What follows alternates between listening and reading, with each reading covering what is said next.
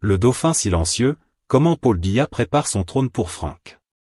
Le 4 avril 2026.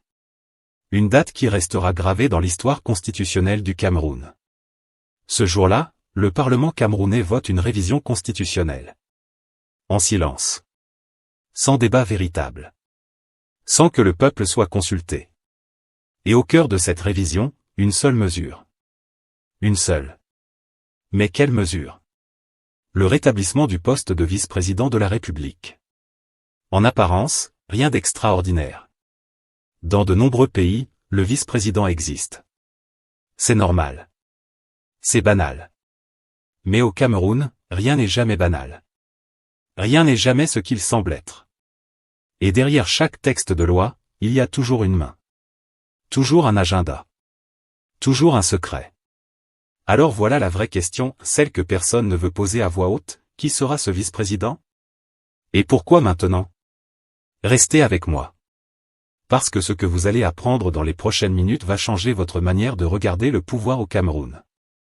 Pour toujours. Partie 1. Contexte et fait, l'homme qui ne part jamais. Pour comprendre ce qui se passe aujourd'hui, il faut d'abord comprendre un homme. Un homme de 93 ans. Un homme qui dirige le Cameroun depuis bientôt 44 années. Un homme qui a vu tomber des empires, s'effondrer des régimes, mourir des présidents et qui, lui, est toujours là. Immobile. Imperturbable. Comme le mont Cameroun sous la pluie. Cet homme, vous le connaissez. Il s'appelle Paul Biya. Et Paul Biya, mesdames et messieurs, ne fait jamais rien par accident. Quand le garde des Sceaux Laurent Esso, l'un de ses amis les plus intimes, l'un des rares hommes à qui il accorde encore une confiance réelle, quand cet homme-là monte à la tribune du Parlement pour défendre un projet de révision constitutionnelle, comprenez bien une chose, ce projet ne vient pas de Laurent Esso. Il ne vient pas d'un comité technique. Il ne vient pas d'une réflexion collective sur la modernisation de l'État. Ce projet vient de Biya lui-même. Directement. Personnellement. Secrètement. Et c'est là où tout commence à devenir intéressant. Parce que depuis des semaines, depuis que cette révision a fuité dans les couloirs feutrés de l'Assemblée nationale, une interprétation domine les débats. Une seule lecture s'est imposée dans les médias, sur les réseaux sociaux, dans les cercles politiques, Paul Biya prépare sa succession. Il va partir. Il organise sa sortie. Sauf que, non. Non, mesdames et messieurs. Absolument pas. Ceux qui ont cru ça, et ils sont nombreux, y compris parmi les analystes les plus sérieux, ceux-là se sont trompés. Partiellement du moins. Et voici pourquoi. Paul Biya ne prépare pas son départ. Paul Biya prépare son confort. La nuance est immense. Elle change tout. À 93 ans, certaines réalités physiques s'imposent même aux plus grands. Les voyages officiels épuisent. Les apparitions publiques coûtent. Les audiences diplomatiques à répétition, les poignées de main, les discours, les sommets internationaux, tout cela demande une énergie que le corps, même le plus endurci, finit par refuser de donner. Paul Biya le sait. Il n'est pas fou. Il est même, et c'est là tout son génie obscur, parfaitement lucide sur ses propres limites physiques. Alors il crée un poste. Un poste sur mesure. Un vice-président qui sera ses jambes quand les siennes fléchissent, sa voix quand la sienne se fatigue, sa présence quand la sienne est impossible. Mais, et c'est absolument fondamental, ce vice-président sera lié à son mandat à lui. Nommé par lui. Révocable par lui. Sans légitimité propre. Sans base électorale indépendante. Sans pouvoir réel en dehors de ce que Biya voudra bien lui accorder. Ce n'est pas un successeur. C'est un assistant. Un assistant de luxe, certes. Un assistant constitutionnel. Mais un assistant quand même. Biya reste le patron. Biya reste la source de tout pouvoir. Et Biya, lui, n'a aucune intention de quitter le palais d'Etoudi. Du moins, pas pour l'instant. Mais attendez. Parce que l'histoire ne s'arrête pas là. Loin de là. Il y a quelque chose de beaucoup plus profond. Beaucoup plus calculé. Et beaucoup plus surprenant. Partie 2. Le conflit, Ngo écarté, Franck Biya propulsé.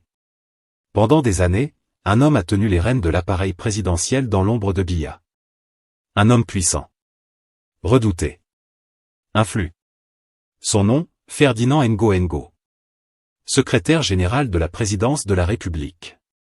Dans le système Biya, le secrétaire général de la présidence, c'est théoriquement le numéro 2 de fait. Celui qui gère les flux d'informations, qui filtre les dossiers, qui coordonne l'administration présidentielle. Pendant longtemps, Ngo a incarné ce rôle. Avec discrétion. Avec efficacité. Et avec une ambition, dit-on, qui n'a jamais été totalement dissimulée. Mais voilà. Biya n'aime pas les ambitieux qui se voient déjà à sa place. Et depuis 2011, c'est une date clé que très peu de gens ont analysé sérieusement. Depuis 2011, Paul Biya a réorganisé en profondeur les circuits du pouvoir au palais. Ce qu'il a fait est d'une subtilité redoutable. Il a créé ce qu'on appelle les « affaires réservées », une division sans visage, sans organigramme public, sans existence officielle visible. Une structure fantôme. Et cette structure fantôme, avec le protocole d'État, avec les dossiers sensibles, avec tout ce qui compte vraiment au palais, il l'a sorti du champ de compétences de Ngo. Ngo gérait le visible. Le formel. L'administratif. Mais les vraies affaires, les dossiers qui ne se signent pas, les décisions qui ne s'écrivent pas, les contacts qui ne se montrent pas, tout ça est passé sous l'autorité du cabinet civil. Réformé. Restructuré. Et confié à un homme de confiance absolue, Samuel Mvondo Ayolo, le diplomate discret. C'est un évidemment en douceur. Une castration institutionnelle en silence. Ngo est toujours là, avec son titre, avec son bureau, avec ses prérogatives visibles. Mais le cœur battant du pouvoir lui échappe. Et qui tient désormais les clés de ce cœur? Voilà où l'histoire bascule vraiment.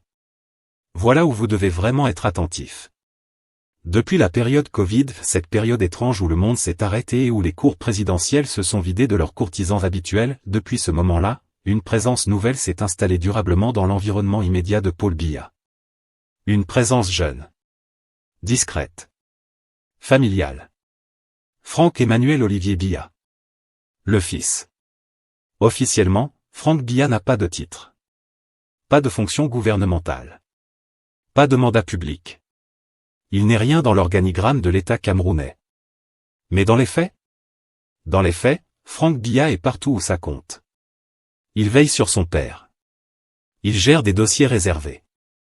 Il est présent dans les coulisses des audiences les plus importantes. Et surtout, il a progressivement conquis quelque chose d'infiniment plus précieux qu'un titre officiel. Partie 3, Révélation et décryptage, la visite qui change tout. Le 19 novembre 2025. Yaoundé. Palais d'Etoudi. Un visiteur arrive. Un visiteur de marque.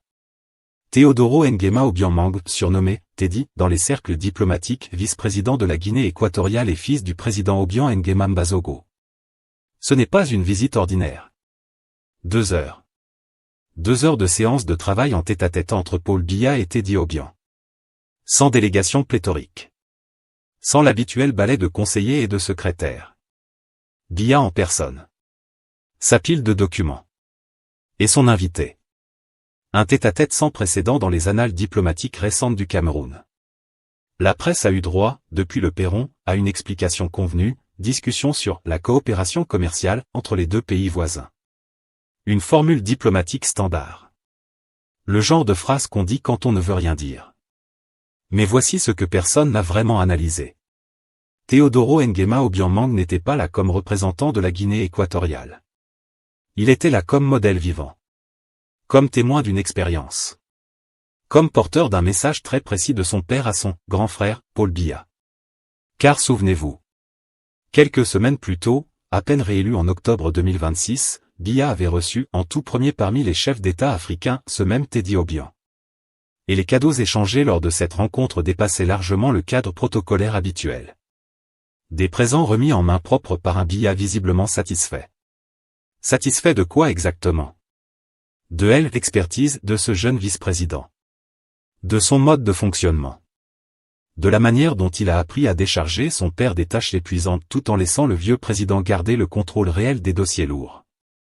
Le message qu'Obiang Nguema père envoyait à Biya à travers son fils était limpide, voilà comment on fait. Voilà comment on reste au pouvoir quand le corps commence à faiblir. Voilà comment on prépare la continuité sans jamais vraiment partir. En Guinée équatoriale, le schéma est simple et brutal dans son efficacité. Teddy s'occupe de tout ce qui demande de l'énergie physique, les voyages, les représentations, les conférences, les apparitions.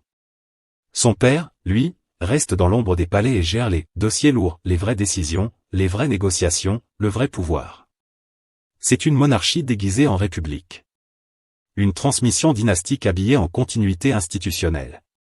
Et Biya regarde ça. Et Biya réfléchit. Maintenant, on vous pose une question, qui au Cameroun peut jouer le rôle que Teddy joue en Guinée équatoriale? Prenez le temps d'y répondre. Parce que la réponse est évidente. Et elle explique tout. Mais il y a une nuance importante ici, une nuance que même les sources les mieux informées se gardent bien de négliger. Paul Biya n'aurait pas encore totalement adhéré à l'idée d'une succession filiale explicite et immédiate.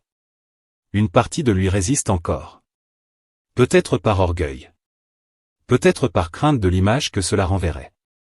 Peut-être parce que l'idée viendrait plus de Paris, de la France d'Emmanuel Macron, que de lui-même. Car il faut bien nommer les choses, selon plusieurs analyses convergentes, c'est Paris qui aurait adoubé Franck Biya, quasiment avant même que son propre père ne l'ait pleinement fait. Et pour Paul Biya, homme qui a passé 44 ans à gérer sa relation avec la France comme on gère une association de malfaiteurs mutuellement consentis, se voir imposer un dauphin par l'Élysée, même si c'est son propre fils, c'est une pilule délicate à avaler. Il est le patron. Pas Paris. Partie 4. Analyse satirique, le théâtre du pouvoir éternel. Permettez-moi maintenant de prendre un peu de recul. Parce que ce qui se passe au Cameroun en ce moment mérite qu'on le regarde avec les yeux grands ouverts et avec un peu d'humour amer, à la camerounaise. Paul Biya a étudié le droit à la Sorbonne. Il a fait Sciences Po Paris. Maurice Canteau lui-même l'a qualifié de spécialiste en droit, dans une interview. C'est dire. Le monsieur connaît les textes. Il connaît les mécanismes. Il connaît les ficelles constitutionnelles comme un vieux mécanicien connaît son moteur. Et c'est précisément pour ça qu'il s'amuse. Parce que ce qui est fascinant dans cette révision constitutionnelle, c'est sa construction juridique. Le sénateur René Zengele, l'un des rares parlementaires à avoir eu le courage de le dire publiquement, a rappelé une évidence que tout constitutionnaliste sait. Un vice-président devrait normalement bénéficier d'un mandat électif. Il devrait être élu. Il devrait avoir une légitimité propre, indépendante, populaire. Mais dans la version Biya de cette réforme, le vice-président est nommé par Biya. Il reste en poste tant que Biya le décide. Son sort est lié au mandat de Biya. Il n'a aucune existence politique autonome. C'est un vice-président en laisse. Constitutionnellement en laisse. Et ça, mesdames et messieurs, c'est du génie politique au sens le plus tordu, le plus africanisé du terme. Biya a compris depuis longtemps quelque chose que ses opposants n'ont jamais vraiment intégré, la démocratie telle qu'on la lui a enseignée à Paris est elle-même une fiction. Une belle fiction, certes. Une fiction avec des institutions et des procédures. Mais une fiction quand même, au service de ceux qui savent s'en emparer. La République française, ce système semi-présidentiel qu'on admire depuis nos amphithéâtres de droit, consacre in fine une monarchie présidentielle. Le président français est puissant. Très puissant. Quand il a une majorité, il est presque omnipotent. Biya a simplement pris ce modèle et l'a tropicalisé, pour reprendre ce mot qui nous coûte si cher. Il a supprimé les contre-pouvoirs qui auraient pu le gêner. Il a subordonné le judiciaire. Il a rendu le législatif décoratif. Et il a maintenu l'essentiel, un contact confortable avec Paris, qui lui garantit la tranquillité internationale tant qu'il protège certains intérêts.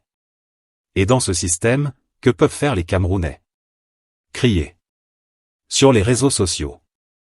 Analystes, journalistes, activistes, tout le monde a une opinion. Tout le monde décortique. Tout le monde s'indigne. Et Biya, lui, là-haut dans son palais d'étoudis, regarde ce spectacle avec la sérénité de quelqu'un qui sait pertinemment que la criaillerie numérique n'a jamais renversé un régime. Il sait qu'on ne peut rien contre lui. Du moins pas par les voies qu'on emprunte actuellement. Et il y a quelque chose de profondément, douloureusement vrai dans ce constat. Pendant que nous débattons de la constitutionnalité du vice-président, pendant que nous comptons les syllabes des articles révisés, pendant que nous cherchons la faille juridique qui démontrerait que Biya a tort, lui, il avance. Concrètement. Structurellement. Dans le béton des institutions. Il nomme. Il réforme. Il installe. Et quand c'est fait, c'est fait. C'est le Cameroun, mon ami. C'est notre réalité. Mais voici peut-être la question la plus inconfortable de toutes et j'insiste, la plus inconfortable. Et si Biya n'était pas, dans le fond, le vrai problème? Attendez. Ne fermez pas la vidéo. Laissez-moi m'expliquer. Car c'est là que l'analyse doit dépasser la personnalité pour atteindre le système. Paul Biya est à la fois le produit et le maître d'un système constitutionnel qui concentre tous les pouvoirs dans une seule main. Un système sans véritable contre-pouvoir. Un système où le président peut nommer, révoquer, réformer, réviser, pratiquement sans contrainte institutionnelle réelle. Ce système a été conçu ou du moins entretenu pour protéger d'abord les intérêts français, comme le soulignent plusieurs analystes. Et il a parfaitement fonctionné dans ce sens pendant des décennies. La vraie question n'est donc pas « comment se débarrasser de Biya ?» La vraie question, la question fondamentale, celle que nous évitons collectivement depuis des décennies parce qu'elle est difficile et inconfortable, c'est « comment concevoir un système constitutionnel original, véritablement original, pas une copie tropicale de Paris, capable d'éjecter quiconque, même le plus habile, aura un jour envie de s'éterniser au pouvoir ?» Un système avec de vraies séparations. De vrais contre-pouvoirs. Une justice réellement indépendante. Un parlement qui ne soit pas un théâtre d'applaudissements. Parce que si demain Biya part, par la volonté divine, par la nature, ou autrement, et que le système reste en l'état, le prochain sera exactement pareil. Qu'il s'appelle Franck Biya, ou n'importe qui d'autre. Le problème, ce n'est pas l'homme. C'est l'architecture qui le fabrique. Et ça, on refuse de le voir. On préfère débattre du nom du vice-président. Parlons d'ailleurs de ce débat qui commence à émerger sur de soi-disant préférences ethniques dans le choix de ce vice-président. Il paraît que certains seraient déjà en train de positionner des candidats selon les appartenances communautaires. Il paraît que le mot « ekang » circule dans les couloirs. Permettez-moi de vous dire quelque chose avec tout le respect que j'ai pour la richesse de notre diversité culturelle. Le vice-président de Paul Biya, selon toute probabilité, ne sera ni Bulu, ni Betty, ni Bassa, ni Bamileke. Il sera Biya. Familialement Biya. Biologiquement Biya. Et le débat ethnique qui se tient en ce moment, ce faux débat, ce débat écran, ne sert qu'à masquer l'essentiel. Il divise les Camerounais sur une question secondaire pendant que la décision réelle se prend ailleurs. Dans un bureau feutré. Peut-être à Paris. Peut-être à Etoudi. Sûrement pas dans les rues. Conclusion, la question qui reste. Alors, récapitulons. Le 4 avril 2026, le Cameroun a réinstauré le poste de vice-président de la République. Une réforme initiée par Paul Biya lui-même, défendue par son ami Laurent Esso, adoptée par un parlement discipliné. Cette réforme ne signe pas le départ de Biya. Elle lui permet de rester plus confortablement, plus durablement, plus discrètement. Le nom le plus probable pour occuper ce poste, et les éléments que nous avons partagés aujourd'hui pointent tous dans cette direction, serait celui de Franck Biya. Discret. Présent. Formé dans l'ombre. Déjà adoubé par certains cercles à Paris. Et fils d'un homme qui a passé 44 ans à construire un pouvoir taillé sur mesure pour une seule famille. Ferdinand Ngo, l'homme qui pensait peut-être tenir la place, a été progressivement évidé de ses prérogatives réelles depuis 2011. Sa position reste, mais son pouvoir réel s'est évaporé dans les réformes silencieuses du cabinet civil. Et pendant ce temps, le modèle équato-guinéen, père qui règne, fils qui court, s'est tranquillement installé comme référence dans l'esprit de Paul Biya.